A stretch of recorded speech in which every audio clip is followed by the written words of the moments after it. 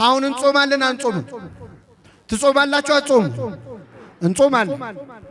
ስጋ እንበላ ግን የሰው ስጋ እንበላ።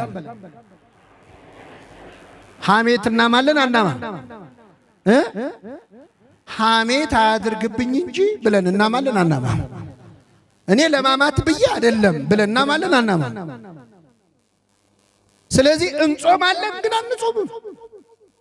ቅዱስ ያሬድ አይን ይጾም ይላል፣ ጆሮ ይጾም ይላል። እኛ ሆዳችን ብቻ ነው እኮ የሚጾም። ከምግብ እኮ ነው የምንከለከል። እሱም 10 ሰዓት እያየን እንደው የዛሬው ሰዓት ደግሞ ምንድነው እያለ አልደርስ ብሎን 9 ሰዓት ላይ እንዴት ሆነ እንደምንከመር ምግቡ ላይ ታቆታል። ምግቡስ ደግሞ እንጀራ መቁረሻ እስኪጠፋ 10 ምናምን ወጣ አይደል እንዴ ምን ብለው አሁን እኛም ብሎ እንደው ጾምን ሊባል ነው። ዳንኤል እኮ ማለፊያ እንጀራ እንኳን አልበላውም ነው ያለው። እኛ እንደው ማለፊያ እንጀራ የምንበለው ጾም ላይ ነው። የተሻለ ምግብ ያለው ጾም ላይ ነው። ስለዚህ መጾም እንጾማለን ግን አንጾምም። እጾማለሁ በሉ አለ መጾሜን እርዳው። እግዚአብሔር አለ መጾማችንን ይርዳው። እንጸልያለን አንጸልይም ግን አንጸልይ።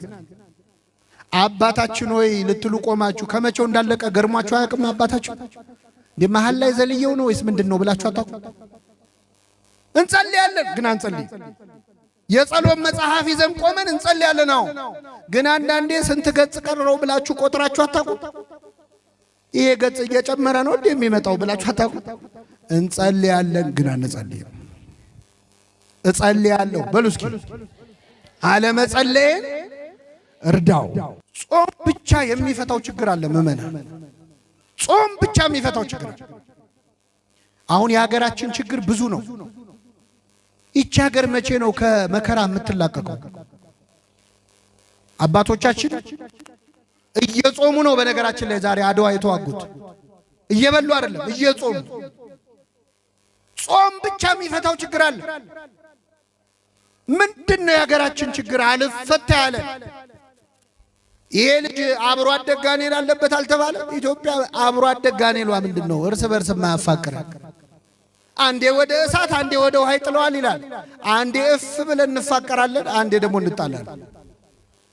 አንዴ በሰሜን አንዴ በደቡብ እንጣላለን፣ እንዋጋለን። መቼ ነው የሚያበቃው? ይህ አይነቱ ጋኔል ያለ ጾምና ያለ ጸሎት አይወጣም። መቼ ነው ያቺ ሴት 12 ዓመት ሙሉ ደም ፈሰሳት? የክርስቶስን ጨርቁን ነክታ ደሟ ምን ሆነ? ቆመ፣ ቀጥ አለ። የኢትዮጵያ ደም ስንት ዓመት ፈሰሰ? መመና ስንት ዓመት ፈሰሰ? 12 አይደለም 22 አይደለም፣ ስንት ዓመት ፈሰሰ የዚች ሀገር ደም? እንደው ከኛ መሃል የጌታን ጨርቅ የሚነካ ጠፋ ማለት ነው። በእምነት የሚጋፋ አይደለም። ሐዋርያቱ እኮ ሲጋፉት ነበር፣ ብዙ ሰው ሲገፋው ነበር። አንድ እጅ የነካው ነው ክርስቶስ የታወቀው። ኃይል ከኔ ወጥቷል ያሰኝ ከክርስቶስ ኃይል እንዲወጣ የሚያደርግ የእምነት እጅ ከኛ መሃል ጠፍቷል። እግዚአብሔር ከኛ መሃል በእምነት የሚነካውን ሰው ይስጠን። ይህን ትምህርት የምትሰሙ ምዕመናን ሁላችንስ በየግላችን አለቀን ያለ ጋኔል የለብንም ወይ? ርኩስ መንፈስ ማለት ብቻ አይደለም። አመል የለብንም ወይ? ሱስ የለብንም ወይ? ክፉ ልማድ የለብንም ወይ? እዚህ መሃል ሱሰኛ ያልሆነ ሰው የለም። ሲጋራና ጫት መሰላችሁ? መጠጥ እሱ ብቻ አይደለም፣ ኃጢአት የሚባል ሱስ አለ። ሁላችንም የኃጢአት ሱሰኞች ነን። ለምንድን ነው ማንላቀቀው? ወጣቶች ይሄ ልጅ በጨረቃ ይነሳበታል ይላል። በጨረቃ የሚነሳ ልማድ የለብንም? ማታ ማታ የሚጀምር ኃጢአት የለብንም? ማታ ማታ ሲመሽ የምንጀምረው ኃጢአት የለም? አንዴ ወደ እሳት አንዴ ወደ ውሃ ይጥለዋል አለ። ወደ ውሃ ወደ እሳት የሚጥለን ነገር የለምኛ? አንዴ ወደ መዝሙር አንዴ ወደ ዘፈን ይጥለዋል። አንዴ ወደ መጠጥ አንዴ ወደ ጠበል ይጥለዋል። አንዴ ወደ ቅዳሴ አንዴ ወደ ጭፈራ ቤት ይጥለዋል። አንዴ ወደ ሰዓታት ወደ ማህሌት አንዴ ወደ ኮንሰርት ይጥለዋል። ወደ እሳት ወደ ውሃ ይጥለዋል። በጨረቃ ይነሳበታል። አለቀን ያለ አመል አለ ሁላችን። ምንድነው መፍትሄው? ዝተናል ብዙ ጊዜ እኮ እንደው የናጢያት ደግሜ አልሰራም ብለን ደግመን የምንገኝበት የለም ወይ? ሁለተኛ አልመጣም ብለን ተመልሰን የምንሄድበት ቦታ የለም ወይ? ከዛሬ ጀምሮ አልሄድም ብለን የሄድንበት ቦታ የለም? ያቺ ሴት ምን አለች? ጌታ ሆይ ድጋሚ ወደዚህ ጉድጓድ ተመልሼ እንዳልመጣ እባክህ ያንተን ውሃ ስጠኝ አለች። ተመልሰን የምንመጣበት ጉድጓድ የለንም? ተመልሰን የምንገባበት ኃጢአት የለም ጉድጓድ? እኔ ከምሰጠው ውሃ የሚጠጣ ለዘላለም አይጠማም ያለው ክርስቶስ ውሃውን ካልሰጠን በቀር እማንቀርባቸው ጉድጓዶች አሉ። አለቅ ያሉን ጋኔኖች አሉ። ይህ አይነቱ ጋኔን ያለ ጾምና ያለ ጸሎት አይወጣም። ይህንን ጾም ምእመናን አንዳች አመላችን የሚነቀልበት ያድርግልን ይለናል እኮ ሰይጣን። በነገራችን ላይ ስልት አይቀይርም። አሁን አንቺ እውነት ክርስቲያን ከሆንሽ መቸገር ነበረብሽ? አሁን አንተ ቤተ ክርስቲያን እየተመላለስክ መታመም ነበረብህ? የእግዚአብሔር ልጅ ከሆንክ ለምን እንዲህ ትሆናለህ? የሰይጣን ሐሳብ እኛንም ይለናል። የእግዚአብሔር ልጅ ከሆንክ ለምን ትቸገራለህ? ለምን ይርብሃል? ለምን ይጠማሃል? ከጥቅም ጋር እንድናገናኘው እኛ ብናጣም ብናገኝም የማን ልጆች ነን? ቢርበን ቢጠማን ብንታመም ብንድን የእግዚአብሔር ልጆች ነን። የኛ ሃይማኖት የሰለስቱ ደቂቅ ሃይማኖት ነው።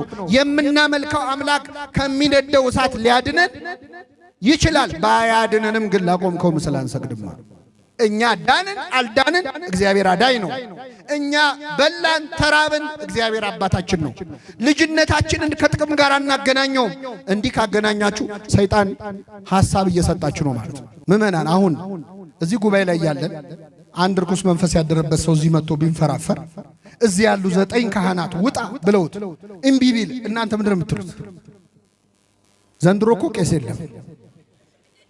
ድሮ እኮ ቀረ እኮ አባት ድሮ ቀረ ምንድነው አይደል? እንታዘባ። ሌላ ቀን ያወጡ እንኳን ቢሆኑ ዛሬ ካላወጡ ሌላም ቀን ሲያጭበረብሩ ነበር ነው ምንድነው? ትናንት ያዳነን ሰው እኮ ዛሬ ቢደክም፣ ትናንት ያስተማረን ሰው ዛሬ ወድቆ ብናገኘው እኮ እንሰድበዋል። ኖህ በሰራው መርከብ የዳነ ካም አይደል እንዴ? ኖህ ላይ መጥቶ ያላገጠበት ኖህ በሰራው መርከብ፣ ኧረ በሱ መርከብ ነው የዳንኩት ዛሬ ሰክሮ ባየው ቀንጥሎት ነው አላለም። አትውደቅ እንጂ የወደቅ ቀን እኮ የትናንቱን የሚያስታውስልህ ሰው የለም። መንፈስ ቅዱስ ካለብህ መንፈሳዊ ጉዞ ያምርሃል፣ ወደ ገዳም መሄድ ያምርሃል። መንፈስ ቅዱስ ሲርቅህ ደግሞ ገዳም ምን ያደርጋል ትላለህ? መንፈስ ቅዱስ የራቃቸው ሰዎች ጉዞ በሄዳ አይደለም በተሳለማ አይደለም እግዚአብሔር በሁሉ ቦታ አለ ይላል። መንፈስ ቅዱስ ሲርቅህ፣ ሲቀርብ ግን ወደ ገዳም የመሄድ ፍላጎት ያድርብሃል። እግዚአብሔር ቅዱስ መንፈሱን ከኛ ያርቅብን። አንዳንድ ሰው ጎሽ አብይ ጾም ገባ የቁርስ ወጪ የለብኝም ብሎ የሚያጠራቅማል። ይሄ አባቶቻችን በምሳው የከበረ ሰው ይሉታል። ምሳውን አጠራቅ። ይሄም የጽድቅ ጾም አይደል። አንዳንድ እህቶቻችን ይቅርታ አድርጉልኝ ለተክለ ሰውነታቸው ማማር ብለው የሚጾሙ አሉ። የሉ ጎሽ ጾም መጣ ትንሽ ቀለል ይለ ሸንቀጥላለሁ የሚለው ማለት ነው። ይሄም የጽድቅ ጾም አይደለም። ምንድነው ክርስቶስን ደስ የሚያሰኘው ጾም? ለምክንያት ስንጾመው ነው። የሚያጾም ምክንያት ሲኖረን ነው። በዚህ ጾም ምን ልታረጉበት አሰባችሁ? በዘንድሮው ጾም መጽሐፍ ቅዱስ ላይ ለተለያየ ዓላማ የጾሙ ሰዎች አሉ። እግዚአብሔር ደስ የሚለው ስለ ጽድቅ በሚጾሙ ሰዎች ነው። ስለምን? ስለ ጽድቅ የሚጾሙ ብፁዓን ናቸው። መንፈሳዊ ጸጋህን ለሆድህ አውለው የሚል ሐሳብ የሰይጣን። ከኔ ጋር ናችሁ? ሰባኪው ስብከቱን፣ ቀዳሹ ቅዳሴውን፣ ዜማ የሚያውቀው ዜማውን፣ ዘማሪው መዝሙሩን ለሆድህ አውለው። ይሄ የሰይጣን ምክር። መንፈሳዊ ጸጋችንን ለስጋችን ከመዋል እግዚአብሔር ይጠብቃል። ሰው መንፈስ ቅዱስ ሲቀርበው ድንግል ማርያምን ስሟን መጥራት ይፈራል። አንቺ ወደ እኔ ልትመጪ እኔ ማን ነኝ? በምን አንደበት ያመሰግንሻለሁ? አንቺን ልጠራ አንቺን ላነጋግር እኔ ማን ነኝ ይላል። ምን ሲቀርበው? መንፈስ ቅዱስ ሲርቀው ደግሞ ድንግል ማርያም ማናት ይላል። ተቃራኒው ነው። አያችሁ? መንፈስ ቅዱስ ያለበት ሰው እኔ ማን ነኝ ይላል።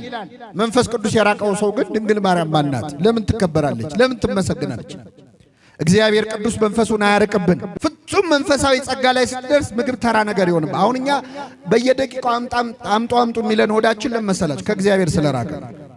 ሰው ከእግዚአብሔር ጋር ሲጠጋ በጣም ወደ ቅድስና ሲመጣ ስጋው እየከሳች እየከሰመች ነፍሱ እየለመለመች ትመጣለች።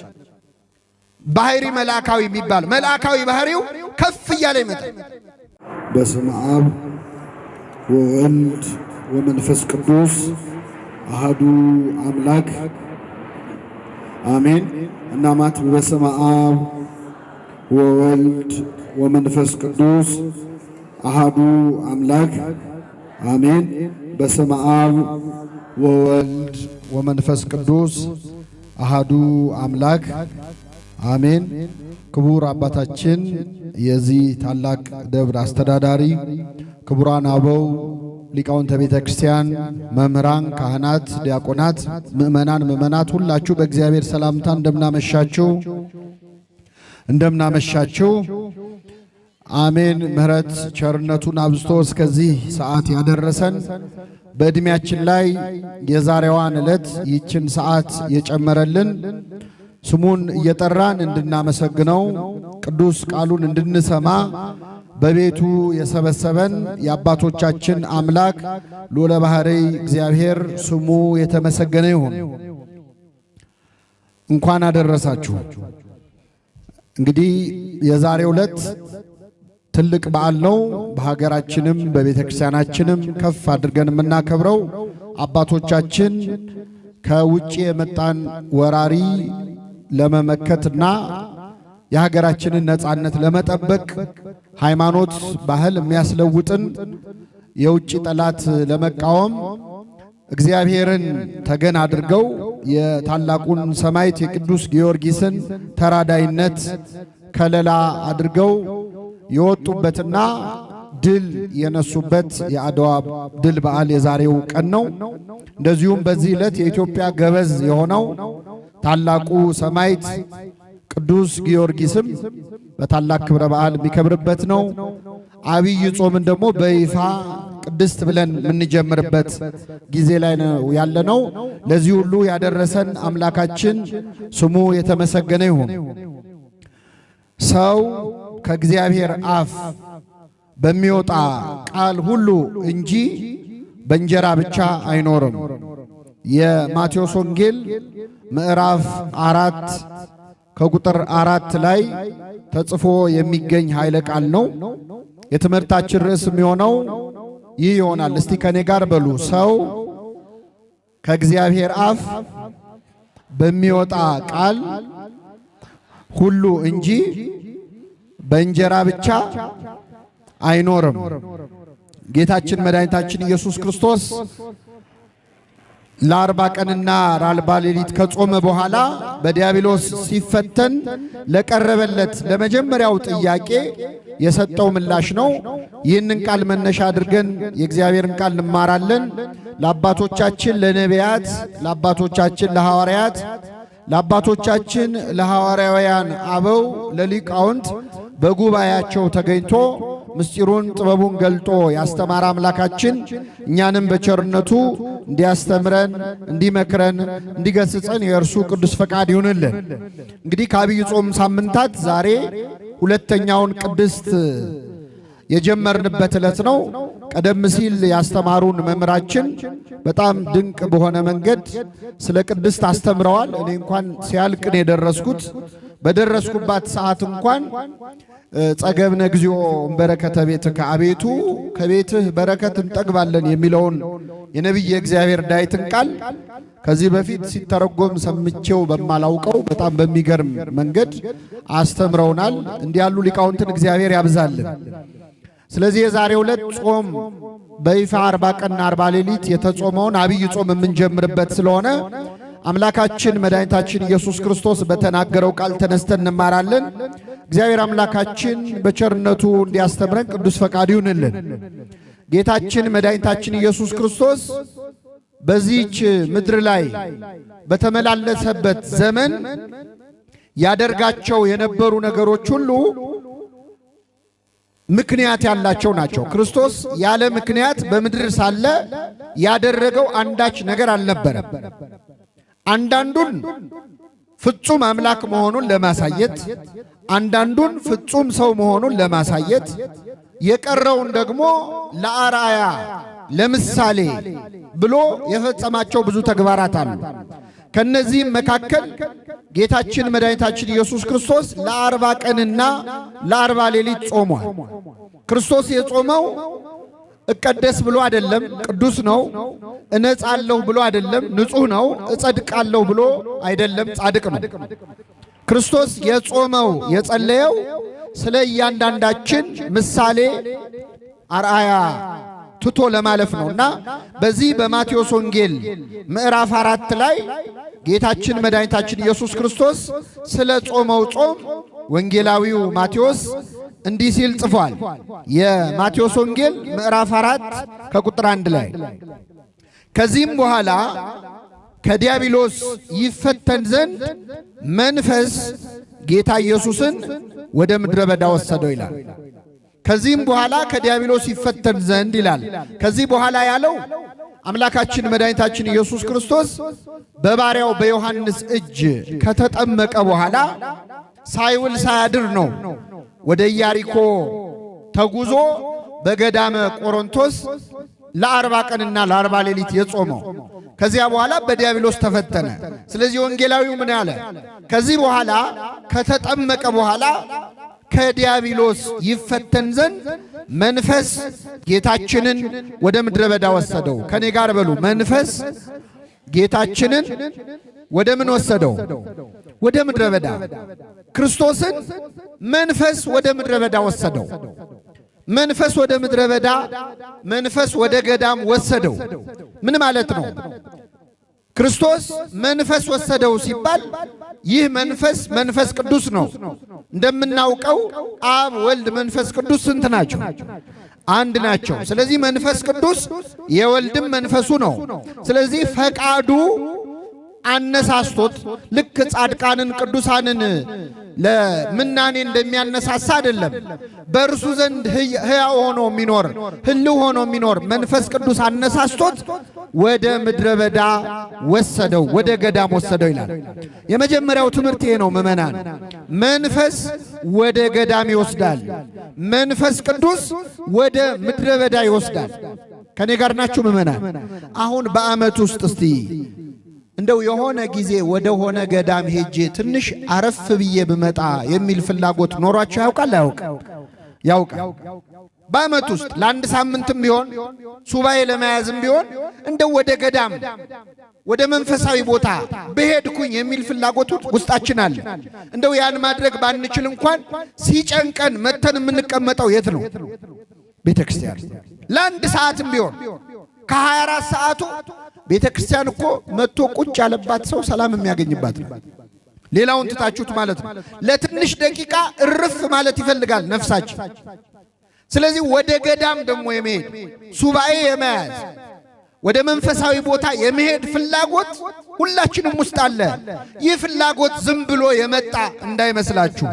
ወደ መንፈሳዊ ቦታ እንድንሄድ የሚያደርገን የማን መንፈስ ነው? የእግዚአብሔር መንፈስ ነው። መንፈስ ወደ ምድረ በዳ ወሰደው ይላል። መንፈስ ቅዱስ ወደ ገዳም ሂዱ፣ ወደ ጸሎት ቦታ ሂዱ ይላል። ሰው መንፈስ ቅዱስ እንዳለበት አንዱ ማወቂያ መንገድ ይሄ ነው። መንፈስ ቅዱስ ካለብህ መንፈሳዊ ጉዞ ያምርሃል፣ ወደ ገዳም መሄድ ያምርሃል። መንፈስ ቅዱስ ሲርቅህ ደግሞ ገዳም ምን ያደርጋል ትላል። መንፈስ ቅዱስ የራቃቸው ሰዎች ጉዞ በሄዳ አይደለም፣ በተሳለመ አይደለም፣ እግዚአብሔር በሁሉ ቦታ አለ ይላል። መንፈስ ቅዱስ ሲርቅህ፣ ሲቀርብ ግን ወደ ገዳም የመሄድ ፍላጎት ያድርብሃል። እግዚአብሔር ቅዱስ መንፈሱን ከኛ ያርቅብን። መንፈስ ቅዱስ ያለበት ሰው ወደ እግዚአብሔር የመቅረብ የመጸለይ። አሁን በዚህ በጾም ሰሞን መዝሙር ትንሽ ቀዝቀዝ ይላል። ከበሮ የለውም፣ ሆታ እልልታ የለውም። ጉባኤው የተረጋጋ ነው። መንፈስ ቅዱስ ያለበት ሰው ደስ ይለዋል፣ እንደው እርፍ ይላል። መንፈስ የራቀው ሰው ግን ምን ነው ቀዘቀዘ ይላል። ሞቅ አርጉት እንጂ ይላል። እንደው ጉባኤው ይጨንቀዋል፣ የንስሐ መዝሙር ይጨንቀዋል፣ ሰዓታቱ ይጨንቀዋል። ድምቅ ካላለ የማያምረው ሰው ነው። እና መንፈስ ወደ ምድረ በዳ ወሰደው የሚለው ትምህርት ምንድን ነው? መንፈስ ቅዱስ እንዳለበት አንድ ሰው ከሚታወቅበት መንገድ አንዱ ወደ መንፈሳዊ ቦታ ይሄዳል። ብዙ ነው፣ እኔ በዚህ ሰዓት አልወስድም። መንፈስ ቅዱስ ያለበት ሰው በምን እንደሚታወቅ አንድ ልጨምርላችሁ። ኤልሳቤጥ መንፈስ ቅዱስ ሞላባት ይላል። የመጥምቁ ዮሐንስ እናት ኤልሳቤጥ ምን ሞላባት? መንፈስ ቅዱስ ሲሞላባት ምን አለች? በታላቅ ድምፅ ጮኻ አንቺ ከሴቶች ተለይተሽ ምን ያልሽ ነሽ? የማኅፀንሽን ፍሬ ሰው መንፈስ ቅዱስ ሲቀርበው ድንግል ማርያምን ያመሰግናል። ሁለተኛውኛ ሰው መንፈስ ቅዱስ አለበት ወይስ የለበትም የሚለውን ክሮስ ቼክ የምናደርግበት ነጥብ ምንድነው ካላችሁ ድንግል ማርያምን ያመሰግናል። የጌታዬ እናት ወደ እኔ ትመጪ ዘንድ እኔ ማነኝ አለች። ወደ እኔ ትመጪ ዘንድ እኔ ማነኝ አለች። ሰው መንፈስ ቅዱስ ሲቀርበው ድንግል ማርያምን ስሟን መጥራት ይፈራል። አንቺ ወደ እኔ ልትመጪ እኔ ማነኝ? በምን አንደበት ያመሰግንሻለሁ? አንቺን ልጠራ፣ አንቺን ላነጋግር እኔ ማነኝ ይላል። ምን ሲቀርበው? መንፈስ ቅዱስ ሲርቀው ደግሞ ድንግል ማርያም ማናት ይላል። ተቃራኒው ነው። አያችሁ፣ መንፈስ ቅዱስ ያለበት ሰው እኔ ማነኝ ይላል። መንፈስ ቅዱስ የራቀው ሰው ግን ድንግል ማርያም ማናት? ለምን ትከበራለች? ለምን ትመሰግናለች? እግዚአብሔር ቅዱስ መንፈሱን አያርቅብን። ትልቅ ጸሎት ነው። አያችሁ፣ ቅዱስ መንፈስህን ከኔ ላይ አትውሰድብኝ አለ ነቢየ እግዚአብሔር ዳዊት። እንዴት አይነት ጸሎት ነው በእውነት! እንደ ዳዊት እኮ ጸሎት የሚያውቅ ነው። ቅዱስ መንፈስህን ከኔ ላይ አትውሰድብኝ። ዳዊት አይቷላ። ሰው መንፈስ ቅዱስ ሲርቀው ምን እንደሚሆን እኮ ከዳዊት በላይ ያየ ሰው የለም። ሳኦልን አይቶታል። ሳኦል የተባለ ንጉሥ መንፈስ እግዚአብሔር ርቆት እርኩስ መንፈስ ቀርቦት ሲሰቃይ ዳዊት አይቷል። ዳዊት በገና ይዞ በሳኦል ፊት ይደረድር ነበረ። ሳኦል እርኩስ መንፈስ አለበት። በገናውን ሲሰማው የዜማውን ሲሰማ እርኩስ መንፈሱ ይርቅለት ነበር፣ ቀለል ይለው ነበር። ቀለል ሲለው ግን ዝማሬ መላእክት ያሰማልን ብሎ ዳዊትን አላመሰገነውም። ጦር አንስቶ ወረወረበት፣ ሊገለው ሞከረ ይላል። መንፈስ ቅዱስ የራቀው ሰው ምን እንደሚሆን ዳዊት በሳኦል አይቷል። ስለዚህ ምን አለ? ቅዱስ መንፈስህን ከኔ ላይ አትውሰድብኝ፣ ከሁላችን ላይ ውሰድብን። ስለዚህ ክርስቶስ መንፈስ ወደ ምድረ በዳ ወሰደው ይላል። ለ40 ቀንና ለ40 ሌሊት ከጾመ በኋላ ተራበ ይላል። ክርስቶስ የጾመው ለ40 ቀንና ለ40 ሌሊት ነው። እኛ የምንጾመው ለስንት ቀን ነው? አሁን መልሱልኝ። ለ55 ቀን። ክርስቶስ 55 ቀን አልጾመም፣ 40 ቀን ነው የጾመው የሚሉ ሰዎች አሉ። ለምንድን ነው 40 ቀን የምትጾሙት ይላል። ይሄን እንመለስበታለሁ። ግን አባቶቻችን አብይ ጾምን እንድንጾም ያዘዙን በትክክል ሰዓቱ እስከ 11 ሰዓት የምንጾመውበት ጊዜ አለ፣ እስከ 9 የምንጾምበት ጊዜ አለ፣ እስከ ምሽቱ 1 ሰዓት የምንጾምበት ጊዜ አለ። እነዚህን ሳምንታት ቁጭ ብላችሁ ተጨምረው የሚጾሙትን ሰዓታት በትክክል ካልኩሌት አድርጋችሁ ብታዩዋቸው በ55 ቀን ውስጥ ሙሉ በሙሉ 40 ቀንና 40 ሌሊት እንድንጾም ታደርገናለች ቤተክርስቲያናችን። ቅዳሜና እሑድ ምንበላውን ምኑንም ማለት በጣም አስደናቂ ቤተክርስቲያን ናት። እንደ ክርስቶስ እንጹም ካለን ግን ክርስቶስ የጾመው 40 ቀንና እስከ 9 እየጾመ እየበላ እኮ አይደል፣ 40ውንም ቀን እና አንዳንድ ሰዎች እንደ ጌታ እንጹም ይላሉ። እስቲ ሞክሩት። አሁን 40 ቀን ጹሙ ብትባሉ ትችላላችሁ? ከኔ ጋር ናችሁ? አንድ ጎረምሳ አንድ ጊዜ ምን አደረገ መሰላችሁ? መቼስ አዲስ ክርስቲያን ከምን ይበልጣል ይባላል። እና አንድ ሰሞን መቼስ መንፈሳዊነት የጀመረ ሰው እኮ ጸሎቱም ብዙ ነው።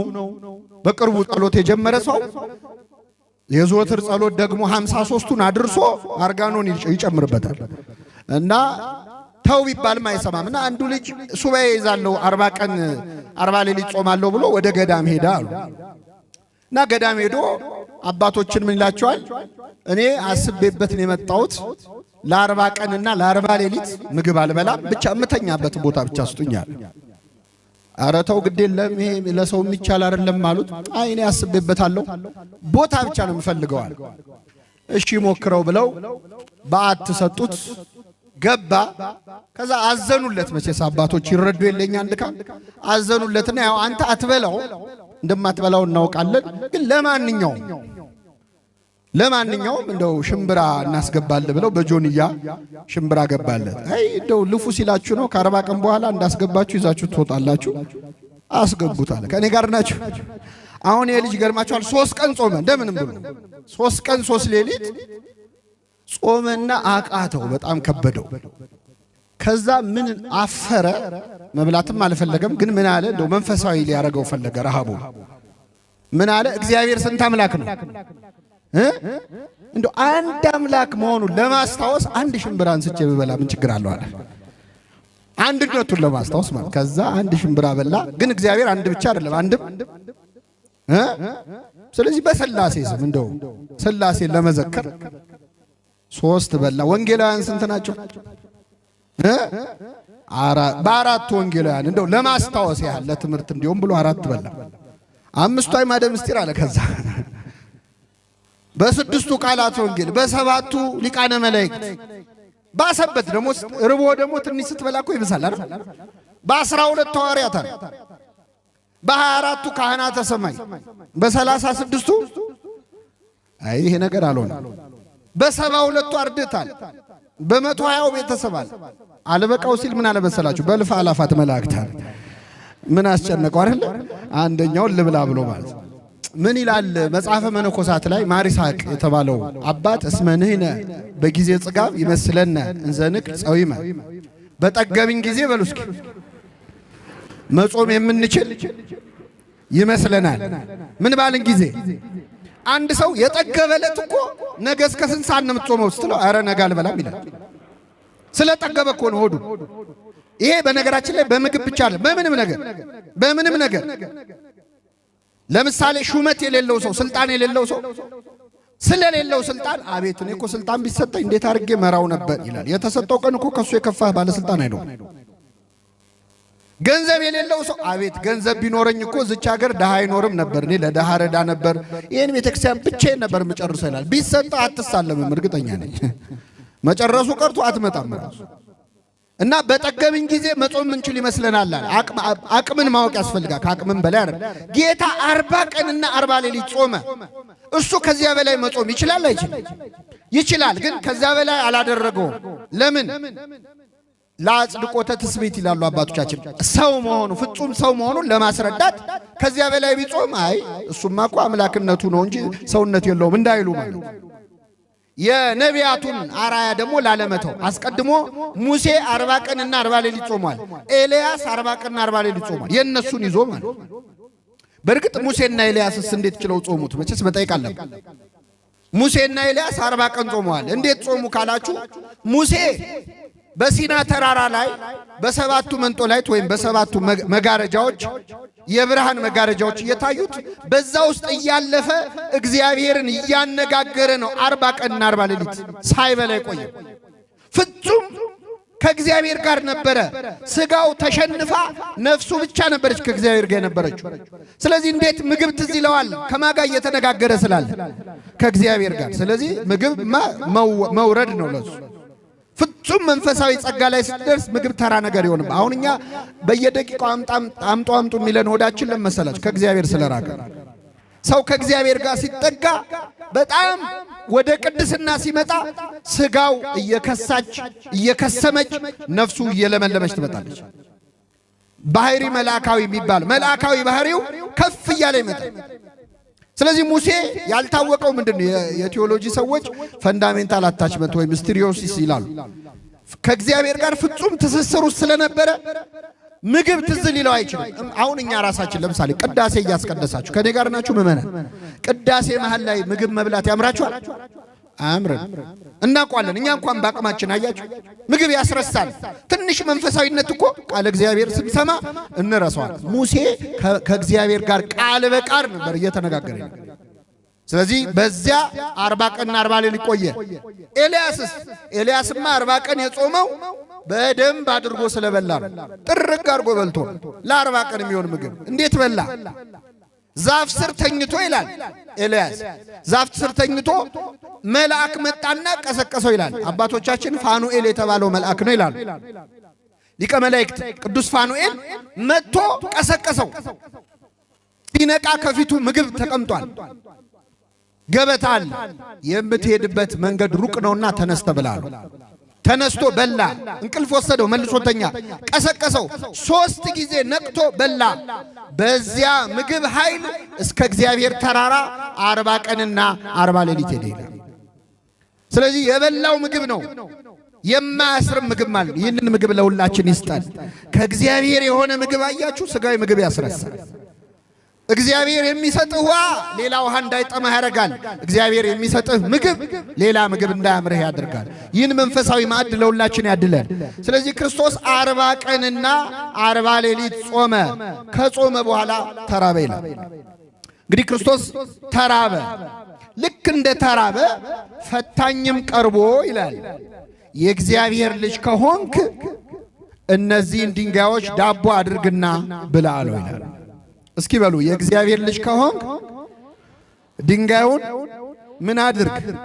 ዳቦ አድርግ። የማን ልጅ ከሆንክ?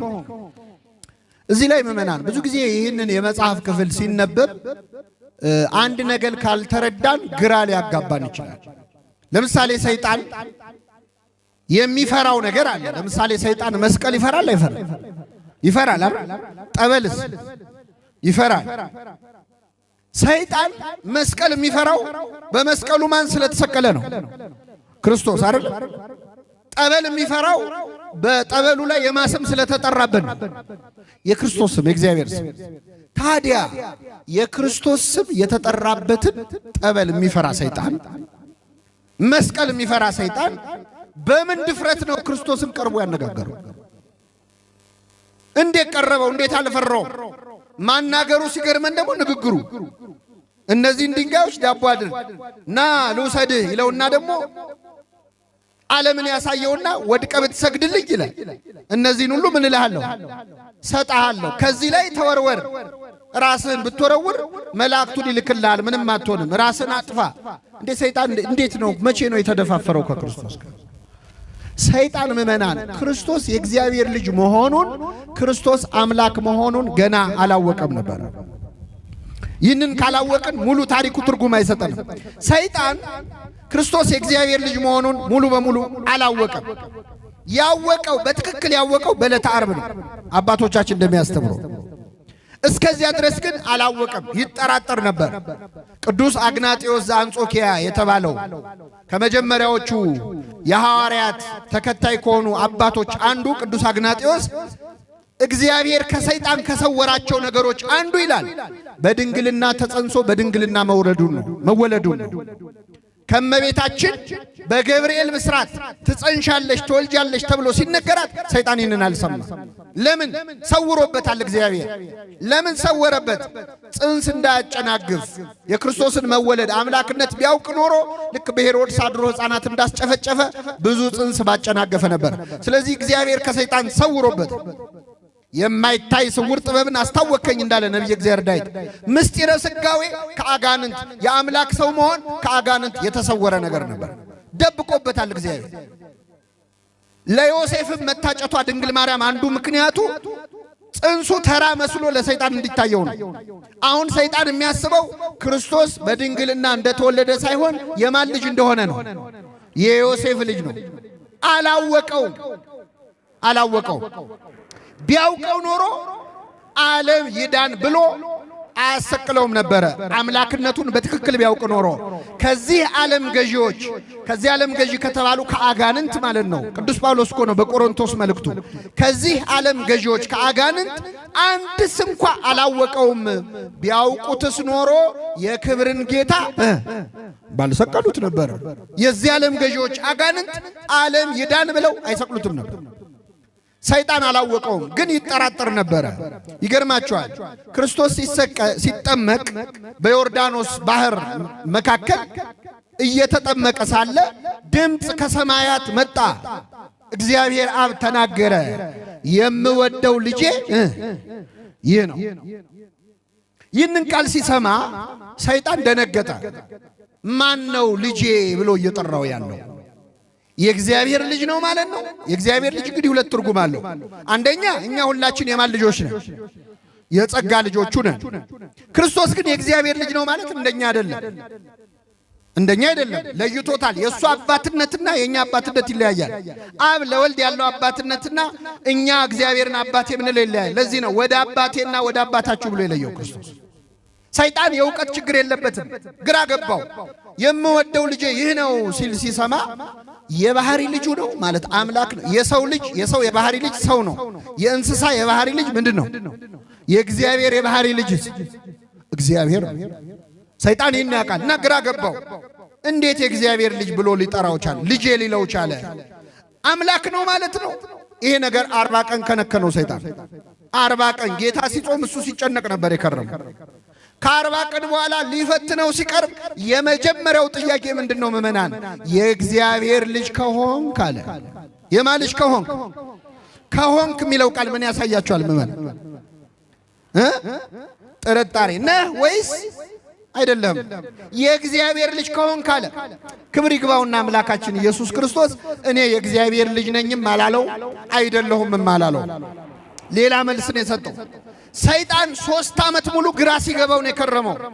ክርስቶስን ተአምር ሲያደርግ ያየዋል፣ ሙት ሲያስነሳ ያየዋል፣ ድውይ ሲፈውስ ያየዋል፣ እውር ሲያበራ ያየዋል። እንዴ አምላክ ነው እንዴ? የእግዚአብሔር ልጅማ ሳይሆን አይቀርም አምላክ ሳይሆን አይቀርም ይላል። ደግሞ ሲራብ ያየዋል፣ ሲጠማ ያየዋል፣ ሲተኛ ያየዋል፣ ሲያለቅስ ያየዋል። አይኔ መስሎኝ ነው እንጂ ተራ ሰው ነው ይላል። እንዲህ 3 ዓመት ሙሉ ሲያምታታው ከረመ። ያምታታንን ዲያብሎስ ሲያምታታው ሲያስጨንቀው፣ ዓርብ ዕለት ራሱ ክርስቶስ ተሰቅሎ ሰይጣን በአይሁድ አድሮችን የተለመደች ጥያቄ ጠይቃል። የእግዚአብሔር ልጅ ከሆንክ ከመስቀሉ ውረድ ይላል። የእግዚአብሔር ልጅ ከሆንክ ማለት ምንድን ነው? ጥርጣሬ ነው። እንዲህ 3 ዓመት ጨነቀው። ይህን ጊዜ ክርስቶስ መስቀል ላይ ሆኖ ምን አለ? አምላኬ አምላኬ ለምን ተውከኛል? አምላኬ አምላኬ። ልክ ይህን ሲሰማ እኔ 3 ዓመት ሙሉ አምላክ ነው ብዬ ስጨነቅ ይኸው አምላኬ እያለ እየለመነ ለካ ተራ ሰው ነዋል። ስለዚህ የሌሎች ተራ ሰዎችን ነፍስ መንጭቆ ሲኦል እንደሚጨምረው የክርስቶስንም ነፍስ መንጭቄ ሲኦል ጨምራለሁ ብሎ ወደ መስቀሉ ሲጠጋ ቅዱስ ጳውሎስ እንዳለው በመስቀሉ ጠርቆ እዛው መስቀል ላይ አስሮ በሲኦል ያሉ ነፍሳትን ነፃ ወጣቸው። ስሙ የተመሰገነ ይሁን። ተመልከቱ፣ 3 ዓመት ሙሉ አላወቀው። ያወቀው መቼ ነው? መስቀል ላይ። ወዶ አይደለም ተገዶ አስጨንቆ በመስቀል ላይ ይዞ እሱ ስጋውን አይቶ ተራ ሰው መስሎትን የቀረበው ለካ አምላክ ነው። የሚገርማችሁ ክርስቶስ ምን ብሎ ነው ጸለየ ያልኳችሁ? እስቲ በሉ አምላኬ አምላኬ። ይህ ጸሎት መዝሙረ ዳዊት መዝሙር 21 ላይ አለ። አምላኬ አምላኬ ነጽረኒ ወለምን ታደገኒ፣ አምላኬ አምላኬ ለምን ተውከኝ ተመልከተኝም ይላል። ወረድ ብላችሁ ቤት ስትገቡ አንብቡት። እኔ ግን ትል ነኝ ሰውም አይደለሁም ይላል። እኔ ግን ምንድን ነኝ? ትል ነኝ ሰውም አይደለሁም። ይህ ቃል ስለ ክርስቶስ ነው የተነገረው። ትል የተባለው የክርስቶስ ሥጋው። ትልን አሳ አጥማጆች ለአንድ ነገር ይጠቀሙበታል። ለምን? እንደዚህ አይነት ቅርጽ ያለው ማጥመጃ መቃጥን ይሉታል የኛ አባቶች፣ ሁክ የሚባለው በእንግሊዘኛው። እንዲህ አድርገው ትል ይጨምሩና ወደ ባህሩ ያስጠጉታል። አሳው አገኘው ብሎ ትሉን ሊበላ ሲመጣ በመረቡ ምን ይሉታል? ያጠምዱታል። እኔ ግን ትል ነኝ ሰውም አይደለሁም ያለ ክርስቶስ ነው። ትል የተባለ ሥጋው ነው፣ ሰውነቱ ነው። መቃጥን የተባለ ማጥመጃ የተባለው መስቀል ነው። መረብ የተባለ መለኮቱ ነው። አሳ የተባለ ዲያብሎስ ነው። ክርስቶስ በመስቀል ላይ አምላኬ አምላኬ ለምን ተውከኝ ሲል በትል የተመሰለውን የክርስቶስን ሥጋ አይቶ ሲቀርበው በመለኮቱ መረብ አጥምዶ እኛን ነፃ አውጥቶናል። ስሙ የተመሰገነ ይሁን። ስለዚህ አምላካችን ኢየሱስ ክርስቶስ በእርግጥ ሰው ማን ነው አምላክ መሆኑን የእግዚአብሔር ልጅ መሆኑን ሰይጣን ያወቀው መቼ ነው? መቼ ነው? ስለዚህ አሁን አላወቀውም፣ ቀርቦ ፈተነው ማለት ነው። የእግዚአብሔር ልጅ ከሆንክ እስኪ በሉ የእግዚአብሔር ልጅ ከሆንክ እነዚህን ድንጋዮች ምን አድርግ? ዳቦ አድርጋል። አይ ሰይጣን በቃ ከዳቦ ያልፍም እኮ ሐሳቡ። እንደው ይገርማችኋል። የማን ልጅ ከሆንክ እንደው አሁን የእግዚአብሔር ልጅ መሆን ዳቦ ለመብላት ነው? እንዲህ የሚመስለው ሰው ካለ የሰይጣን አስተሳሰብ ነው ያለው ማለት ነው። ይለናል እኮ ሰይጣን። በነገራችን ላይ ስልት አይቀይርም። አሁን አንቺ እውነት ክርስቲያን ከሆንሽ መቸገር ነበረብሽ?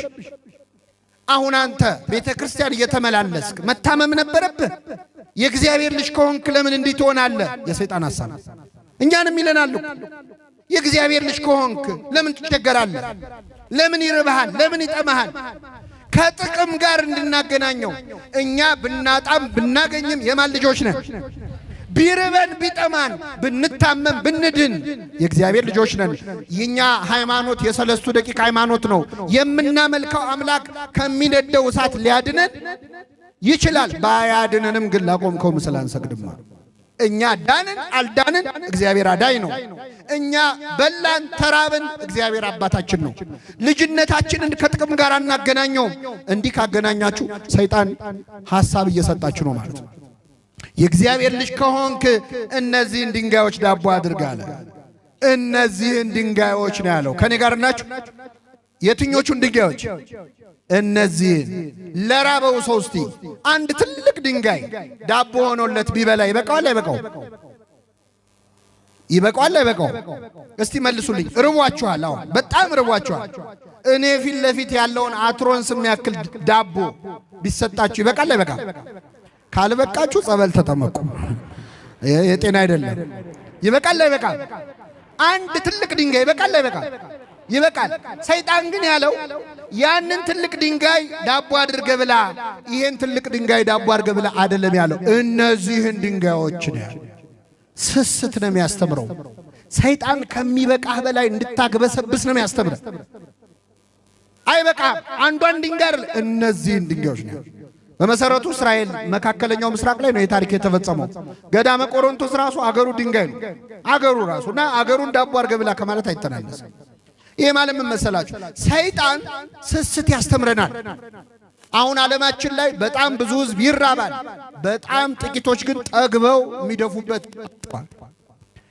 ጥቂቶች ይጠግባሉ፣ ብዙዎች ይራባሉ። ለምን? እነዚህን ድንጋዮች ዳቦ አድርጎ መብላት የሚፈልጉ ስግብግቦች ስላሉ ማለት። ኑሮዬ ይበቃኛል ማለት የማይችሉ፣ ኑሮዬ ይበቃኛል ማለት እጅግ ማትረፊያ ነው ይላል ቅዱስ ጳውሎስ። እግዚአብሔር በቃኝ ለማለት ያብቃል። በቃኝ እኮ አንልም እኛ፣ አንጠግብም። የተራበ የተቸገረ አለም አንልም፣ እናግበሰብሰዋል። እና ይሄ የሰይጣን አስተሳሰብ ነው። እነዚህን ድንጋዮች ዳቦ አድርግና ብላ አለው። ሶስተኛው የእግዚአብሔር ልጅነት መንፈሳዊ ስልጣን ነው፣ መንፈሳዊ ኃይል ነው፣ መንፈሳዊ ጸጋ ነው። ዳቦ ስጋዊ ምግብ ነው፣ ስጋዊ መጠጥ ነው። መንፈሳዊ ጸጋህን ለሆድህ አውለው የሚል ሐሳብ የሰይጣን። ከኔ ጋር ናችሁ? ሰባኪው ስብከቱን፣ ቀዳሹ ቅዳሴውን፣ ዜማ የሚያውቀው ዜማውን፣ ዘማሪው መዝሙሩን ለሆድህ አውለው። ይሄ የሰይጣን ምክር። መንፈሳዊ ጸጋችንን ለስጋችን ከመዋል እግዚአብሔር ይጠብቃል። ይህን ጊዜ ክርስቶስ ምን አለው? ወደ ርዕሳችን መጣን። ሰው ከእግዚአብሔር አፍ በሚወጣ ቃል ሁሉ እንጂ በእንጀራ ብቻ አይኖርም ማለት ነው። ብዙ ትርጉም አለው በእውነት። ሰው ከእግዚአብሔር አፍ በሚወጣ ቃል ሁሉ እንጂ በእንጀራ ብቻ አይኖርም። ብዙ ማብራሪያ ያለው ቃል ነው። እኔ አንዱን ብቻ ትርጉም ነግሬያችሁ አበቃለሁ።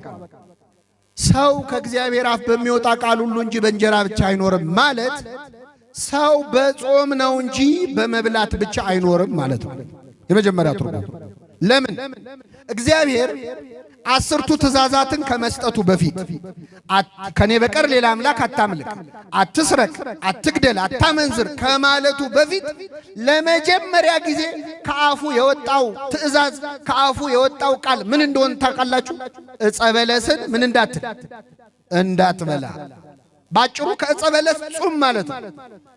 ስለዚህ ሰው ከእግዚአብሔር አፍ በወጣችዋ ቃል በጾም ነው እንጂ በእንጀራ ብቻ አይኖርም ማለት ነው። ስለዚህ ጾም ከእግዚአብሔር አፍ የወጣች ቃል ናት። ልንኖርባት የምንችል ከእንጀራ የምትበልጥ ለሰው ልጅ አስፈላጊ ነገር ነች። አሁን ታላቁን ጾም ጀምረናል። አብይ ጾምን ከነስሙ አብይ ነው። አብይ ማለት ምን ማለት ነው? ትልቅ ማለት ነው፣ ታላቅ ማለት ነው። አብይ ጾምን ታላቅ ምንለው ለምንድን ነው? ቀኑ ስለረዘመ አይደለም። በቀን ርዝመትማ ጾመ ድነት ይበልጣል። 88 ቀን ነው የምንጾመው፣ ዓርብና ረቡ ዓመቱን ሙሉ። ይህ ጾም ቀኑ አይደለም ታላቅ የሚያሰኘው። ማን ስለ ጾመው ነው? ክርስቶስ ስለ ጾመው። አሁን ይህ ጾም ምእመናን ከእግዚአብሔር አፍ የወጣች ቃል የሚፈጸምበት ከእንጀራ የበለጠ ምግብ የምንበላበት ጾም ነው። ትልቁ ጾም። ጾምን በእውነት መረዳት አለብን ምእመናን። ለብዙዎቻችን ጾም በደንብ አልገባንም። ራሱ ጾም ምን እንደሆነ ቢገባን ኖሮ በእውነት እንዴት እንጠቀምበት ነበረ። አባቶቻችን ስለ ጾም እንዴት ድንቅ ትምህርት አስተምረዋል። ጾም የየትኛውም በጎ ሥራ መነሻ ነው። እማ ለጸሎት የጸሎት እናት፣ ወእህታ ለአርምሞ የዝምታ እህት። ሰው በጾም ወቅት የመጸለይ ፍላጎት ይመጣበታል። አንደበቱ ይሰበሰባል። ሲርበው ዝም ይላል። ዝም ሲል ከብዙ የአንደበት ኃጢአት ይከለከላል። በዚህ ጾም ብዙ ችግር ነው የምንፈታበት ማለት። ግን ችግሩ ምንድነው? እኛ አሁን ጾም አንወድም፣ አይገባንም። ራሱ ጾም ትወዳላችሁ አትወዱ? አላችሁ ትወዳላችሁ አትወዱ? ትወዳላችሁ። እሺ ጾም ሲገባ ነው ሲወጣ ነው እንኳን አደረሳችሁ የምትባባሉት? እንደው አትዋሹ እስቲ። ፈገግ ብላችሁ እንኳን አደረሰሽ የምትሉት መቼ ነው? ብዙ ሰው ሲወጣ ነው። እንዴ አንዳንድ ሰው እኮ አሁን ገና አንድ ሳምንቱ ነው ጾም፣ ስንት ቀን ቀረው የሚል ሰው አለ። እንዴ ጾሙን አላስገባ ማለት ይሄ ነው። ኧረ ትንሽ እንጹም። አልገባንም። ምን እንደሆነ ጥቅሙ ለማን እንደሆነ አልገባንም። በውኑ ለእኔ ጾምን ጾማችሁልኝን ይላል እግዚአብሔር። እምትበሉት ለእናንተ ነው፣ እምትጾሙትም ለእናንተ ነው። እኛ ቤተክርስቲያን የጾም ቤተክርስቲያን ነች። ክርስቶስ የጾመው ጾም ስለሆነ ትጾማለች።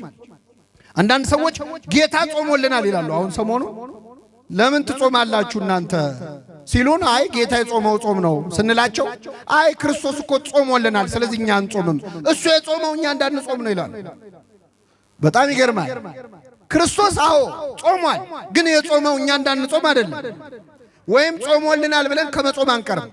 ለምን ካላችሁ እስቲ ልጠይቃችሁ፣ ክርስቶስ በዚህች ምድር ላይ ያለ ምግብ በልቷል አልበላ? መልሱልኝ። በልቷል አልበላ? እንቅልፍስ ተኝቷል አልተኛ? ጾሞልናል ብለው የማይጾሙ ሰዎች በልቶልናል ብለው ለምን ምግብ አያቆሙ? ተኝቶልናል ጌታ አንተኛም ለምን አይሉ? ለምን ጾሟን መርጠው ብቻ አራያ ያደርጉታል? እኛ ግን እሱ የጾመው ለኛ ትምህርት ሊሆን ነው ብለን የኛ ቤተክርስቲያን ስሙን እየጠራች መጮህ ብቻ አይደለም፣ ክርስቶስን በግርም በግብርም ነው የምትከተለው። ጾመ ብላ ትጾማለች፣ ጸለየ ብላ ትጸለያለች። ክርስቶስ ቤት ንብረት ያልነበረው መናኝ ነው። ስለዚህ ትመንናለች፣ ልጆቿን ታመንናለች። መነኮሳት አሏት፣ ባህታውያን አሏት። ክርስቶስ ብቻውን ነበረ፣ ብቸኞች አሏት። ክርስቶስ ሙሽራ ነው፣ ሙሽሮች አሏት። የክርስቶስና የቤተ ክርስቲያን ጋብቻ በእኛ ጋብቻ ይመሰላል። ክርስቶስ ወደቀ ብላ አትቀርም፣ ልጆቿን ይዛ ትወድቃለች። ተነሳ ብላ አትቀርም፣ ልጆቿን ይዛ ትነሳለች፣ ትሰግዳለች። የዚች ቤተ ክርስቲያን ልጆች ስላረገን ስሙ የተመሰገነ። ፋሲካው ላይ ብቻ አይደለም ክርስቶስ ትዝ የሚለን፣ እኛ ጾሙም ላይ ነው፣ ምግቡ ላይ አይደለም፣ ረሃቡም ላይ ነው። በሁሉ መከተል ክርስቶስን መምሰል ማለት ይሄ ነው። የመለኮት ባሕሪ ተካፋይ የሚያሰኘን፣ የጸጋ አምላክ የሚያሰኘን፣ ሱታፊ አምላካዊ የሚያደርሰን ይሄ ነው።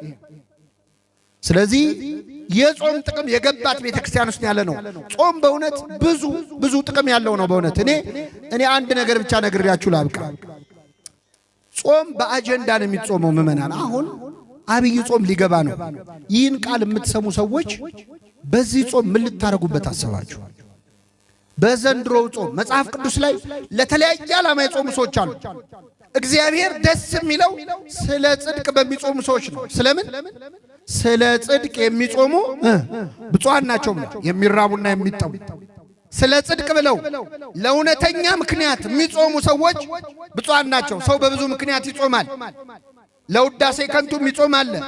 እንዲታይ በሰው ፊት እንዲታዩ ይጾማሉና እንደ ግብዞች አትጠውልጉ ብሏል ክርስቶስ። ስለዚህ የግብዝነት ጾም አለ፣ እሱ ዋጋ አያሰጥም። በሰው ፊት ታይተዋልና እውነት እላችኋለሁ ዋጋቸውን ተቀብለዋል፣ ምድር ላይ ቀርቷል ይላል። ትክክለኛ ጾም የሚባለው እሱ አይደለም። ሰው ለቁጠባ ሊጾም ይችላል። ከኔ ጋር ናችሁ? አንዳንድ ሰው ጎሽ አብይ ጾም ገባ የቁርስ ወጪ የለብኝም ብሎ የሚያጠራቅማል። ይሄ አባቶቻችን በምሳው የከበረ ሰው ይሉታል። ምሳውን አጠራቅ። ይሄም የጽድቅ ጾም አይደለም። አንዳንድ እህቶቻችን ይቅርታ አድርጉልኝ ለተክለ ሰውነታቸው ማማር ብለው የሚጾሙ አሉ። የሉም? ጎሽ ጾም መጣ ትንሽ ቀለል ሸንቀጥላለሁ የሚለው ማለት ነው። ይሄም የጽድቅ ጾም አይደለም። ምንድነው ክርስቶስን ደስ የሚያሰኘው ጾም? ለምክንያት ስንጾመው ነው። የሚያጾም ምክንያት ሲኖረን ነው። እኔ በእውነት ጾም በምክንያት እንደሆነ የሚያሳይ አንድ የመጽሐፍ ቅዱስ ቃል ልንገራችሁ። በዚህ በማቴዎስ ወንጌል ምዕራፍ 17 ላይ ክርስቶስ ሦስቱን የምስጢር ሐዋርያት ጴጥሮስን፣ ያዕቆብና ዮሐንስን ይዞ ወደ ረጅም ተራራ ወጣ ይላል፣ ወደ ታቦር ተራራ። በዚያ ብርሃነ መለኮቱን ገለጠ፣ በፊታቸው ተለወጠ፣ ፊቱ እንደ ፀሐይ አበራ፣ ልብሱ ነጭ ሆነ እንደ በረዶ። ከዚያ ያዩት ሐዋርያት እነ ጴጥሮስ ደስ አላቸው። ጌታ ሆይ በዚህ መሆን ለኛ መልካም ነው፣ ካልኖርን እዚሁ ድንኳን ሰርተን ካልኖርን አለ። ሕንጻ ሰሪ ኮሚቴ ሊያቋቁም ማለት ነው ጴጥሮስ። እዚሁ ልስራ አለው። ከዛ ገሰጸው እግዚአብሔር አብ የምወደው ልጄ ይህ ነውና እርሱን ስሙት። ሕንጻ ከመስራት በፊት ቃሉን ስማ መጀመሪያ ተባለ። ይህን ታሪክ ስንተርክ ብዙ ጊዜ ግን የምንረሳው ጌታ ስንት ሐዋርያት ነው ይዞ ወደ ተራራ የወጣው? ሶስት። ስንት ናቸው ሐዋርያት በአጠቃላይ? ሶስቱ ወደ ላይ ሲወጡ ስንት ይቀራሉ? ዘጠኝ። ዘጠኙ ሐዋርያት የሚገርማችሁ መና ከፍተኛ ችግር ውስጥ ነው የነበሩት። እነ ጴጥሮስ እዛ ብርሃን እያዩ በዚህ መሆን ለኛ መልካም ነው ሲሉ፣ ዘጠኙ ሐዋርያት ጭንቅ ላይ ነበሩ። በጣም አስጨናቂ ነገር ገጥሟቸው። ምንድነው ካላችሁ አንድ ሰውዬ ልጁ ጋኔን ይዞት እርኩስ መንፈስ እያሰቃየው ወደ ደቀ መዛሙርቱ አመጣው። ወደ ዘጠኙ ደቀ መዛሙርቱ። እንግዲህ ደቀ መዛሙርቱ አጋንንት የማውጣት ስልጣን ተሰጥቷቸው ሁለት ሆነው ሄደው አጋንንት አውጥተው ደስ ብሏቸው ሁሉ መጥተዋል ከዛ በፊት። ስለዚህ በተሰጣቸው ስልጣን ጋኔኑን እንዲያላቅቁለት ልጁን ይዞ መጣ ወደ ደቀ መዛሙርቱ። የሚገርመው ምዕመናን ዘጠኙ ሐዋርያት ይህንን ጋኔን ወዲህ ቢሉት ወዲያ ቢሉት አልወጣ። ስንት ሆነው መልሱልኝ? ለዘጠኝ። ደግሞ ምን አይነት ክፉ ጋኔን! በእርግጥ የጋኔን ጥሩ የለውም፣ ግን ይሄ ጋኔን ደግሞ ክፋቱ አይናገርም፣ አይሰማም። አይናገርም፣ አይሰማም። የት ነው ያስከው ስትለው አይሰማም። መች ነው የምንለቀው ሲል አይናገርም። ወዲህ ቢሉት ወዲያ ቢሉት ለዘጠኝ ሆነው ተዋረዱ። ሌላ ቀን እኮ አውጥተዋል፣ ግን ዛሬ ግን አቃታቸው። ምዕመናን አሁን እዚህ ጉባኤ ላይ ያለን አንድ ርኩስ መንፈስ ያደረበት ሰው እዚህ መጥቶ ቢንፈራፈር እዚህ ያሉ ዘጠኝ ካህናት ውጣ ብለውት እምቢ ቢል እናንተ ምንድን ነው የምትሉት? ዘንድሮ እኮ ቄስ የለም፣ ድሮ እኮ ቀረ እኮ አባት ድሮ ቀረ ነው ምንድነው አይደል? እንታዘባል። ሌላ ቀን ያወጡ እንኳን ቢሆኑ ዛሬ ካላወጡ ሌላም ቀን ሲያጭበረብሩ ነበር ነው ምንድነው? ትናንት ያዳነን ሰው እኮ ዛሬ ቢደክም፣ ትናንት ያስተማረን ሰው ዛሬ ወድቆ ብናገኘው እኮ እንሰድበዋል። ኖህ በሰራው መርከብ የዳነ ካም አይደል እንዴ? ኖህ ላይ መጥቶ ያላገጠበት ኖህ በሰራው መርከብ፣ ኧረ በሱ መርከብ ነው የዳንኩት ዛሬ ሰክሮ ባየው ቀንጥሎት ነው አላለም። አትውደቅ እንጂ የወደቅ ቀን እኮ የትናንቱን የሚያስታውስልህ ሰው የለም። ለዘጠኝ ቢሉት ቢሰሩት እምቢ አላቸው ጋኔኑ። ህዝቡ ማጉረምረም ጀመረ። ጸሐፍት ፈሪሳውያን ደግሞ ደስ አላቸው። ለምን? ድሮም ትንሽ ከሐዋርያት ጋር ያከባበራቸው እቺ ጋኔን ማውጣቷ ነበረች። እሷም እምቢ ካለች በእውቀት ከሆነ ፈሪሳውያን ይበልጣል። ስለዚህ ዘበቱባቸው። ህዝቡ ተደርድሮ ያጉረመርማል። ጋኔን ያለበት ልጅ ያንፈራፍረዋል። አንዴ ወደ እሳት አንዴ ወደ ውሃ የሚጥለው ነው። በጣም ኃይለኛ ርኩስ መንፈስ። ዘጠኙ ደቀ መዛሙርት ተሸማቀው ቆመዋል። ይሄ ሁሉ ሲሆን ጴጥሮስ ታቦር ተራራ ላይ ቆሞ ምን ይላል? ጌታ ወይ በዚህ መሆን ለኛ 3 ዳስ እንስራ ይላል። እዚህ ወንድሞች ይሰቃያሉ፣ አንተ እዛ ዳስ ልትሰራ ማለት። አንዳንደኛ ሲመቸን እኮ የሌላው ችግር አይታየን። አሁን የወላችሁ ምዕመናን ክርስቶስ 3ቱን ደቀ መዛሙርት ይዞ ከተራራው ወረደ። ከተራራው ሲወርድ ይህ ልጁ የታመመበት ሰውዬ ወደ ክርስቶስ ቀረበ። እንዲህ ያለው ክርስቶስን ጌታ ሆይ ልጄን አብሮ አደግ ጋኔን ይዞታል አለ። ከሕፃንነቱ ጀምሮ አብሮት ያደገ ርኩስ መንፈስ አለበት። በጨረቃ ይነሳበታል አለ። ማታ ማታ ጨረቃ ሲያይ ይነሳል። ሰይጣን አውቆ ጨረቃን ለማስመለክ ጨረቃ ስቶታ ጠብቆ የሚጥላቸው ሰዎች አሉ። ጨረቃ አምላክ ነች እንዲሉ ኃይል አላት እንዲሉ እና በጨረቃ ይጥለዋል ልጄን። አንዴ ወደ እሳት አንዴ ወደ ውሃ ይጥለዋል። ወደ ደቀ መዛሙርት አመጣሁት፣ ሊፈውሱት ግን አልቻሉም። ቢቻልህስ ልጄን ፈውስልኛል። ምን ቢልህስ ለማ ለእግዚአብሔር ቢቻልህስ ይባላል። ለምን ቢቻልህስ እንዳለ ታውቃላችሁ?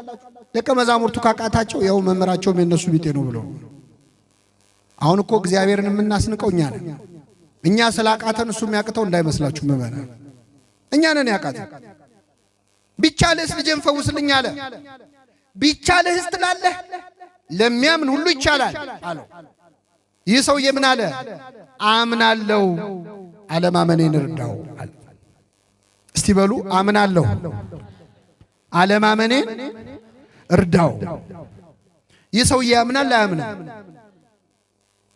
ደግመን እንበለው። አምናለሁ፣ አለማመኔን ይህ ሰውዬ ያምናል አያምንም? አምናለሁ በሉ። አምናለሁ ያለ ሰው ያምናል አያምንም? አለማመኔን እርዳው አለ። ምኔን? ይሄ ሰው ያምናል አያምንም? ተምታታባችሁ አይደል? እሱ ምንድነው የተምታታበት? አምናለሁ አላምንም ማለት አምናለሁ አላምንም። አምናለሁ ግን ደግሞ አለማመኔን እርዳው አለ። ምን ማለት ነው? ግራ ከገባችሁ እኔ በሌላ ልንገራችሁ። አሁን እንጾማለን አንጾምም? ትጾማላችሁ አትጾሙ? እንጾማለን። ስጋ እንበላ ግን የሰው ስጋ እንበላለን። ሐሜት እናማለን አናማ ሐሜት አያድርግብኝ እንጂ ብለን እናማለን አናማ እኔ ለማማት ብዬ አይደለም ብለን እናማለን አናማ። ስለዚህ እንጾማለን ግን አንጾምም። ቅዱስ ያሬድ ዓይን ይጹም ይላል፣ ጆሮ ይጹም ይላል። እኛ ሆዳችን ብቻ ነው እኮ የሚጾም። ከምግብ እኮ ነው የምንከለከል። እሱም 10 ሰዓት እያየን እንደው የዛሬው ሰዓት ደግሞ ምንድነው እያለ አልደርስ ብሎን 9 ሰዓት ላይ እንዴት ሆነ እንደምንከመር ምግቡ ላይ ታውቁታል። ምግቡ ውስጥ ደግሞ እንጀራ መቁረሻ እስኪጠፋ 10 ምናምን ወጣ አይደል ምን ብለው አሁን እኛም ብሎ እንደው ጾምን ሊባል ነው። ዳንኤል እኮ ማለፊያ እንጀራ እንኳን አልበላውም ነው ያለው። እኛ እንደውም ማለፊያ እንጀራ የምንበለው ጾም ላይ ነው። የተሻለ ምግብ ያለው ጾም ላይ ነው። ስለዚህ መጾም እንጾማለን ግን አንጾም። እጾማለሁ በሉ አለመጾሜን እርዳው። እግዚአብሔር አለመጾማችንን ይርዳው። እንጸልያለን አንጸልይም? ግን አንጸልይም። አባታችን ሆይ ልትሉ ቆማችሁ ከመቼው እንዳለቀ ገርሟችሁ አያውቅም? አባታችሁ እንደ መሃል ላይ ዘልየው ነው ወይስ ምንድነው ብላችሁ አታውቁ? እንጸልያለን ግን አንጸልይም። የጸሎት መጽሐፍ ይዘን ቆመን እንጸልያለን። አዎ ግን አንዳንዴ ስንት ገጽ ቀረው ብላችሁ ቆጥራችሁ አታውቁ? ይሄ ገጽ እየጨመረ ነው እንዴ የሚመጣው ብላችሁ አታውቁ? እንጸልያለን ግን አንጸልይም። እጸልያለሁ በሉ እስኪ አለመጸለይን እርዳው። የሰውዬ ምን አለ? አምናለሁ አለማመኔን አምናለሁ እንደምትችል ግን ደግሞ እምነቴ ምሉ አይደለም፣ ጎዶሎ ነው እምነቴ። አምናለሁ አለማመኔን እርዳዋል። ይህን ጊዜ ክርስቶስ የማታምን ጠማማ ትውልድ ሆይ እስከ መቼ ድረስ ከናንተ ጋር ኖራለሁ? አምጡት ልጁን አለ። አመጡት። ውጣ አለው። ወዲያውኑ ወጣ። ልጁም ዳነ፣ ጤነኛ ሆነ። እግዚአብሔር የተመሰገነ ይሁን። አሁን ህዝቡ ልክ ጋኔል ሲወጣ እንግዲህ ትርኢቱ አልቋል፣ ወደ ቤታቸው ሄዱ ማለት ነው። ምንም የሚታይ ነገር የለም፣ ሄዱ። ተአምር የሚፈልግ ህዝብ እኮ ተአምር ከሌለ አይመጣም። ሄዱ። ሲሄዱ 9 ደቀ መዛሙርት ብቻቸውን ቀሩ። እነዛ እምቢ ያላቸው ማለት ለ9 የተዋረዱት ኩምሽሽ ብለው ወደ ጌታ ለብቻቸው ቀረቡና ጌታ ሆይ ይህንን ጋኔን እኛ ልናወጣው ያልቻልነው ለምንድን ነው አሉት። እኛ ልናወጣው ያልቻልነው ለምንድን ነው? ብቻቸውን ከክርስቶስ ጋር አገልጋዮች ካህናት ብቻቸውን ከክርስቶስ ጋር መሆን አለባቸው፣ መጸለይ አለባቸው። ጌታ ሆይ ለምን አቃተን ማለት አለባቸው። ለምን አቃተን? ስልጣን ሰጥተናል፣ ፈውሱ ብለህናል፣ አስተምራችሁ የሰውን ልብ መልሱ ብለህናል፣ እርኩስ መንፈስ ገስጹ ብለህናል፣ ሰጥተህናል ስልጣኑን። ለምን አቃተን? እኛ ልናወጣው ያልቻልነው ለምንድን ነው? የአገልጋይ ጸሎት፣ የካህናት ጸሎት ብቻቸው። ክርስቶስ መለሰላቸው፣ ስለ እምነታችሁ ማነስ ነው። ስለ ምናችሁ? አሁን እዚህ ላይ አንድ ነገር አስተውሉ ምእመናን። ቅድም አምናለሁ አለማመኔን እርዳው ብሎ ያ ሰውዬ ሲናገር ክርስቶስ ምን አለ? የማታምን ጠማማ ትውልድ ሆይ ከእናንተ ጋር እስከ መቼ ድረስ ኖራለሁ ብሎ ህዝቡን ወቀሰ ክርስቶስ። የማታምን ጠማማ ትውልድ አላቸው ሰውን ሁሉ። አሁን ደግሞ ደቀ መዛሙርት ለብቻቸው መጥተው ለምን እኛ አልፈወስንም ሲሉት ስለ እምነታችሁ ማነስ ነው አለ። አሁን ይሄ ልጅ ጋኔን የያዘው ልጅ ያልዳነው በማን እምነት መጉደል ነው? በህዝቡ ነው ወይስ በሐዋርያቱ? በሁለቱም። ህዝቡንም ወቅሷል። የማታምኑ ጠማማ ትውልድ ብሎ እምነት ይጎላችኋል አለ ህዝቡ። አንድ ሰው የማይፈወሰው በሁለት ምክንያት ነው። አንደኛው በታማሚው ሰውዬ እምነት መጉደል ወይ በህዝቡ እምነት መጉደል፣ ሁለተኛ በካህናቱ እምነት መጉደል። ከሁለቱ በአንዱ አይፈወስም። ስለዚህ ክርስቶስ ሁለቱንም ወቀሰ። ግን የወቀሰው እንዴት ነው? ህዝቡ ፊት ደቀ መዛሙርት ጋር አምጥቸው ልጄ እኮ አልተፈወሰም ብሎ ይሄ ሰውዬ ሐዋርያቱን ሲከስለት እኔ እኮ ስልጣን ሰጥቻቸው ነበር ግን እምነት የላቸውም አላለም ክርስቶስ። ክርስቶስ ካህኑን ህዝብ ፊት የሚያዋርድ አምላክ አይደለም። አገልጋዮቹን ህዝብ ፊት አያዋርድም። እኔ እኮ አጋንንትን ገስጹ ብያቸው ነበር እነሱ ግን እምነት የላቸውም፣ እንደው አንድ የሚረባ እኮ የለም ከነሱ መሃል አላለም። ህዝቡን የወቀሰው። አሁን እኔ እዚህ ጉባኤ ላይ ቆሜ ዛሬ አባት የለም ምእመናን፣ ዛሬ እረኛ የለም የሚል ስብከት በሰብክ በጣም ብሶ ደስ ይለዋል። እንደው ልክ ልካቸውን ነገራቸው ካህናቱ። ክርስቶስ ግን እንዲያርጉ ያውቅ። ደቀ መዛሙርቱን ህዝቡ ፊት አላዋረደ።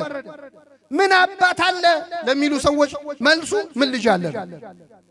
ምን እረኛ አለ ለሚሉ ሰዎች ምን በግ አለ። አንተ ጥሩ እረኛ በግ ከሆንክ እግዚአብሔር ጥሩ እረኛ መስጠት ያቅተዋል? አያቅተውም። ራስህን ነው እንድታይ የሚፈልገው ክርስቶስ። ስለዚህ ህዝቡን ጠማማ ትውልድ ብሎ በተናቸው፣ ወቀሰው ህዝቡን። ደቀ መዛሙርቱ ለብቻ መጥተው እኛ ልንፈውስ ለምን አልቻልንም ሲሉት ምን ይሄ ጠማማ ህዝብ ቤት በኩል ትፈውሱ አላለም። ስለ እምነታችሁ ማነስ ነው ብሎ ደግሞ እነሱን ለብቻ ወቀሳቸው። ካህናቱንም አይለቅም ክርስቶስ፣ ለብቻ ይወቅሳቸው። አያገላብጠውም ነው። የካህኑን ለህዝቡ የህዝቡን ለካህኑ አይናገር። ከዚያ ምን አለ? ስለ እምነታችሁ ማነስ ነው ካለ በኋላ ምን አለ? ይህ አይነቱ ጋኔን ያለ ጾምና ያለ ጸሎት አይወጣም። እንግዲህ ከአጋንንት መካከል ከሊቃናት ይወደቋሉ፣ ከዋኖቹ ይወደቋሉ። ተራ ጋኔል ያልሆኑ ማለት ነው። ለነዚህ አይነቶቹ አለ ያለ ጾምና ያለ ጸሎት አታውጧቸው። ጾም ብቻ የሚፈታው ችግር አለ ምእመናን። ጾም ብቻ የሚፈታው ችግር አለ። አሁን የሀገራችን ችግር ብዙ ነው። ይቺ ሀገር መቼ ነው ከመከራ የምትላቀቀው? አባቶቻችን እየጾሙ ነው። በነገራችን ላይ ዛሬ አድዋ የተዋጉት እየበሉ አይደለም፣ እየጾሙ። ጾም ብቻ የሚፈታው ችግር አለ። ምንድነው የሀገራችን ችግር? አልፈታ ያለ ይሄ ልጅ አብሮ አደግ ጋኔል አለበት አልተባለ? ኢትዮጵያ አብሮ አደግ ጋኔሏ ምንድነው? እርስ በርስ የማያፋቅር አንዴ ወደ እሳት አንዴ ወደ ውሃ ይጥለዋል ይላል። አንዴ እፍ ብለን እንፋቀራለን፣ አንዴ ደግሞ እንጣላለን። አንዴ በሰሜን አንዴ በደቡብ እንጣላለን፣ እንዋጋለን። መቼ ነው የሚያበቃው? ይህ አይነቱ ጋኔል ያለ ጾምና ያለ ጸሎት አይወጣ። መቼ ነው ያቺ ሴት 12 ዓመት ሙሉ ደም ፈሰሳት። የክርስቶስን ጨርቁን ነክታ ደሟ ምን ሆነ? ቆመ፣ ቀጥ አለ። የኢትዮጵያ ደም ስንት ዓመት ፈሰሰ ምእመናን? ስንት ዓመት ፈሰሰ? 12 አይደለም 22 አይደለም፣ ስንት ዓመት ፈሰሰ የዚች ሀገር ደም? እንደው ከኛ መሃል የጌታን ጨርቅ የሚነካ ጠፋ ማለት ነው። በእምነት የሚጋፋ አይደለም። ሐዋርያቱ እኮ ሲጋፉት ነበር፣ ብዙ ሰው ሲገፋው ነበር። አንድ እጅ የነካው ነው ክርስቶስ የታወቀው። ኃይል ከኔ ወጥቷል ያሰኝ ከክርስቶስ ኃይል እንዲወጣ የሚያደርግ የእምነት እጅ ከኛ መሃል ጠፍቷል። እግዚአብሔር ከኛ መሃል በእምነት የሚነካውን ሰው ይስጠን። ይህ አይነቱ ጋኔል ያለ ጾም ያለ ጸሎት አይወጣም ማለት ምእመናን። ይህ ልጅ ከልጅነቱ ጀምሮ ጋኔል ነበረበት። በጨረቃ ይነሳበታል። አንዴ ወደ ውሃ አንዴ ወደ እሳት ይጥለዋል። ይህን ትምህርት የምትሰሙ ምእመናን ሁላችንስ በየግላችን አለቀን ያለ ጋኔል የለብንም ወይ? ርኩስ መንፈስ ማለት ብቻ አይደለም። አመል የለብንም ወይ? ሱስ የለብንም ወይ? ክፉ ልማድ የለብንም ወይ? እዚህ መሃል ሱሰኛ ያልሆነ ሰው የለም። ሲጋራና ጫት መሰላችሁ? መጠጥ እሱ ብቻ አይደለም፣ ኃጢአት የሚባል ሱስ አለ። ሁላችንም የኃጢአት ሱሰኞች ነን። ለምንድን ነው የማንላቀቀው? ወጣቶች ይሄ ልጅ በጨረቃ ይነሳበታል ይላል። በጨረቃ የሚነሳ ልማድ የለብንም? ማታ ማታ የሚጀምር ኃጢአት የለብንም? ማታ ማታ ሲመሽ የምንጀምረው ኃጢአት የለም? አንዴ ወደ እሳት አንዴ ወደ ውሃ ይጥለዋል አለ። ወደ ውሃ ወደ እሳት የሚጥለን ነገር የለምኛ? አንዴ ወደ መዝሙር አንዴ ወደ ዘፈን ይጥለዋል። አንዴ ወደ መጠጥ አንዴ ወደ ጠበል ይጥለዋል። አንዴ ወደ ቅዳሴ፣ አንዴ ወደ ጭፈራ ቤት ይጥለዋል። አንዴ ወደ ሰዓታት ወደ ማህሌት፣ አንዴ ወደ ኮንሰርት ይጥለዋል። ወደ እሳት ወደ ውሃ ይጥለዋል። በጨረቃ ይነሳበታል። አለቀን ያለ አመል አለ ሁላችን። ምንድነው መፍትሄው? ዝተናል ብዙ ጊዜ እኮ እንደው ይህን ኃጢአት ደግሜ አልሰራም ብለን ደግመን የምንገኝበት የለም ወይ? ሁለተኛ አልመጣም ብለን ተመልሰን የምንሄድበት ቦታ የለም ወይ? ከዛሬ ጀምሮ አልሄድም ብለን የሄድንበት ቦታ የለም? ያቺ ሴት ምን አለች? ጌታ ሆይ ድጋሚ ወደዚህ ጉድጓድ ተመልሼ እንዳልመጣ እባክህ ያንተን ውሃ ስጠኝ አለች። ተመልሰን የምንመጣበት ጉድጓድ የለንም? ተመልሰን የምንገባበት ኃጢአት የለም ጉድጓድ? እኔ ከምሰጠው ውሃ የሚጠጣ ለዘላለም አይጠማም ያለው ክርስቶስ ውሃውን ካልሰጠን በቀር እማንቀርባቸው ጉድጓዶች አሉ። አለቅ ያሉን ጋኔኖች አሉ። ይህ አይነቱ ጋኔን ያለ ጾምና ያለ ጸሎት አይወጣም። ይህንን ጾም ምእመናን አንዳች አመላችን የሚነቀልበት ያድርግልን። የሰማነውን በልቡናችን ያሳድርብን።